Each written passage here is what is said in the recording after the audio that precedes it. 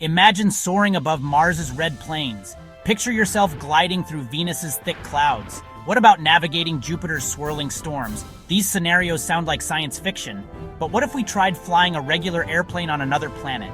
Could we do it? The truth is, our airplanes are designed specifically for Earth. They rely on our planet's unique conditions to stay aloft. Taking to the skies on other planets wouldn't be as simple as hopping into a plane and taking off. Let's explore why. To understand why flying on other planets is tricky, let's break down how airplanes work here on Earth. It all boils down to 4 key factors: lift, thrust, drag, and gravity. Lift is the upward force that counteracts gravity.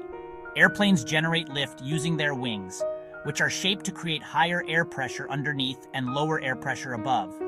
Thrust is the force that propels the plane forward, usually generated by engines and propellers.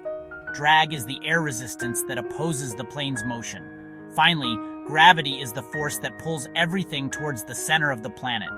For an airplane to fly, the lift must be greater than or equal to gravity, and the thrust must overcome drag. These forces are carefully balanced to achieve stable flight. However, the balance of these forces changes dramatically on other planets.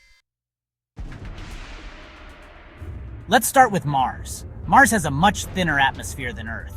This means there's less air for wings to push against, making it harder to generate lift. Venus, on the other hand, has an incredibly dense atmosphere, almost 100 times denser than Earth's. While this might seem like a good thing for lift, it also creates enormous drag. Landing safely would be a major challenge. Jupiter, a gas giant, doesn't even have a solid surface to land on. Its atmosphere is a swirling mass of hydrogen and helium with storms that could swallow Earth whole. Flying a plane on Jupiter would be like trying to pilot a paper airplane through a hurricane. As you can see, our Earth airplanes wouldn't fare well on other planets. The conditions are simply too different. However, that doesn't mean interplanetary flight is impossible. We just need to design aircraft specifically suited for those environments. Perhaps one day, we'll have planes with massive wings for Mars's thin atmosphere, or sturdy, heat-resistant crafts to brave Venus's scorching temperatures.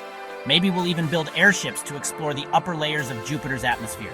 The possibilities, like the universe itself, are vast and waiting to be explored.